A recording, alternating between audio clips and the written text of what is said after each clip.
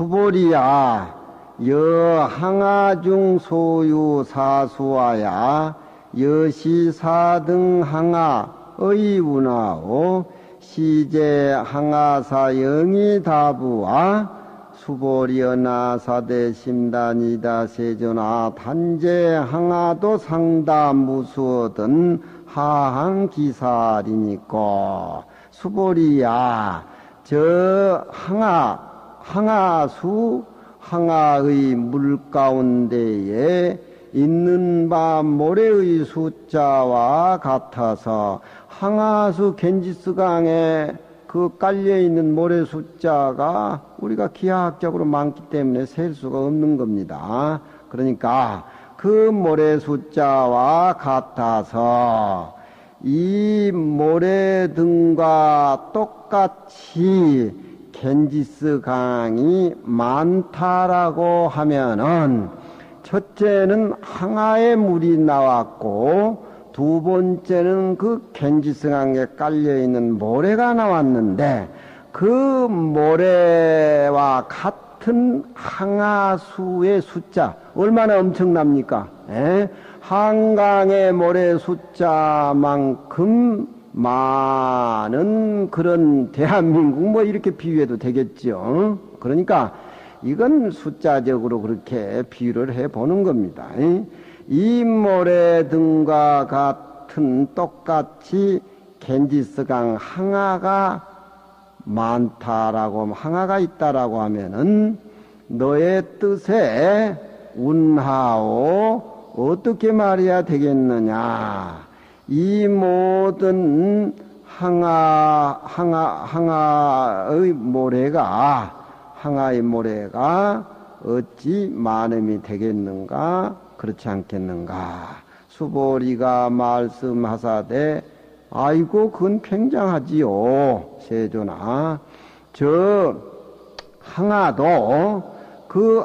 항아도 모래 숫자와 같이 무수하게 많으면 그 모래 숫자와 같이 많은 겐지스강에 또 그 깔려있는 모래 숫자야말로 어떻게 헤아리고 얘기를 하겠습니까? 그런 얘기야.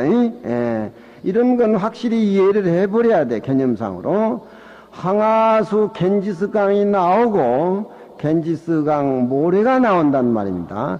근데 겐지스강 하나의 모래 숫자와 많은 또 겐지스강 그 겐지스강에 또 그 모래 숫자 많은 겐지스강에 또 모래가 있을 거 아니요. 그 모래 숫자 어떻게 헤아리겠어요? 그렇지만 숫자라고 하는 것은 세고 세다 보면 끝이 있는 거예요. 그렇잖아요. 백두산을 허물어 가지고 우리가 백두산이 모여있는 흙이라든가 모래라든가 뭐 그냥 여러 수천만 산마성직을 하면 그것도 다 세어질 거 아니에요. 그렇지만 경을수지에서 실상의 이치를 깨달아서 무상 속에서 현상을 나타내서 사람들에게 그 진리를 얘기해 주는 것은 극위와 비유할 바가 못 된다. 그 항아의 모래와 같은 항아수 거기에 또 깔려있는 모래 그 모래 숫자와 똑같은 삼천대천세계의 칠보를 꽉 쌓아놓고 얼마나 기하학적입니까? 그것도 그렇게 헤아려야 돼.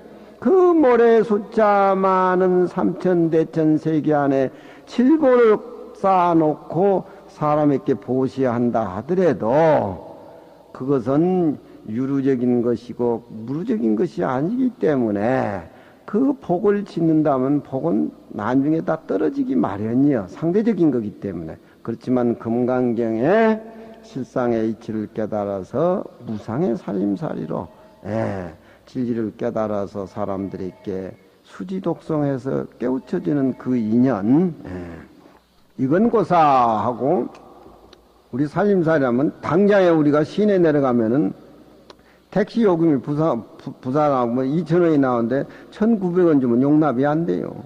용납이 안 돼요. 용납이 안 된단 말입니다. 이 엄청스러운 보시 얘기가 나지만 현실이 그런 거예요. 이건 우리가 이 얘기하는 개념적으로 이렇게 얘기를 하지만 호리유자면 천지형격이라고 다 인색한 것이 거기서부터 나온다. 얼마든지 용서가 되고 얼마든지 다 봐줄 수 있는 것이지만 택시기사한테는 나는 아직 돈을 깎아본 적이 없어요. 호주머니가 넉넉하니까 그 정도는 나도 월급도 하고 그러지만 택시 운전사한테 돈이 2,000원 나왔는데 1,500원밖에 없습니다. 500원 봐주시자면 가만 놔두겠어요. 예, 가만 놔두겠어. 그때는 금강경 얘기를 해야 되는데 그 다급한 상황에 금강경 얘기를 한다면 택시기사가 알아듣겠습니까? 마치 내일 시집갈 처녀가 오늘 서울대학병원에서 혹수술을 한다면 어떻게 되겠습니까? 혹수술했다고 붙이고 시집을 가겠어요? 그 전에 수술을 해놔야지 뭐 시집을 가든지 어쩌든지 하지. 그러니까 이 살아나가는 과정이 소중한 거예요. 예, 택시기사나 타는 사람이나 우리가 사전에 그러면 돈 2,000원 중에서 900원을 준다든가 500원을 준다든가 다음에 갚아드린다든가 뭐 한다면 그건 의미가 없는 거죠. 서로 친하고 서로 생명과 생명이 마주치는 차원에서 아까 그 본래 실상의 모습이고 무상의 모습인데 어째요? 죽일 거예요? 살릴 거예요? 근데 요즘 택시기사는 없다 그러면 가다가 내려놔 버려요. 이렇게 세상이 각박하단 말입니다. 이럴수록 우리가 이제 금강경의 공안이치라든가 공화전을 지을 깨닫고 살아야 돼. 그 얘기입니다, 여기에. 원문 아시겠죠? 이런 걸 외우면은 그 씹는 맛이 있어요. 금강경은 안 씹으면 안 돼. 그러니까 무슨 너무 돈 안 준다고 팍팍 씹는 것이 아니라 금강경 실상의 이치를 내서 소가 염을 씹듯이 우물럭우물럭 그러란 말입니다. 일항아의 모래 숫자가 무궁하니 일항아수 모래 숫자도 또 무궁한 건데 이 모래 숫자와 같은 항아도 또한 무진해. 그 무진한데 또 그게 또 모래 숫자만큼 많은 삼천 대천 세계의 칠보를 보시한다. 이거 얼마입니까? 얼마 한번 생각해 보세요. 그러니까 끝한도 없는 겁니다. 그와 마찬가지로 그 숫자 마찬가지로 우리 이 실상의 성품 가운데는 그 한 항아의 모래와 같은 항아 거기에 있는 또 무한한 모래 그 모래와 같은 삼천 대천 세계 그런 것들이 우리 마음 가운데 다 갖추어 있으니까 우리 마음 가운데 묘용도 그렇다는 겁니다. 84,000 번뇌가 부글부글 거리니까 84,000 묘용이 되살아나온 겁니다. 그렇잖아요. 우리가 가지고 있는 생각들이 분별 속에서 살아나가는 것은 그건 이쪽으로 실상의 모습으로 하는 새끼면 좋은 쪽으로 삐져나오는 겁니다. 그건 이상한 쪽으로 분별적으로 탁한 쪽으로 삐져나오니까 그러지 맑은 쪽으로 더 맑은 쪽으로 삐져나오면은 그만큼의 또 공덕이라든가 그만큼의 맑음의 그 숫자가 되살아난다는 거예요. 그렇잖아요. 그러니까 이것은 뭔데 금강경이처럼 뭔데 구하는 것이 아니라 내가 흐려있는 망상 가라앉히고 나면은 그것이 바로 깨달음이고 그것이 바로 열반의 모습이란. 그 바탕이 없는 한 세상에 잘 살기는 의미가 없어요. 하나의 성품 가운데 항아수 모래와 같은 묘용이 있으니 항아사 모래와 같은 묘용이 또 그 불법이 또 무진함이로다. 상대적으로 일일 항아의 모래가 또 무진하니 낱낱이 거기에 반비례해서 법도 또한 항아수 모래수와 같은 묘용이 있음이로다. 항아자는 소입니다. 항아자는 종 안욕지 동면 출하니 주 40입니다. 사세 여면나고 금사혼유어든 불이 다 근처 설법일세 고치 위은이라.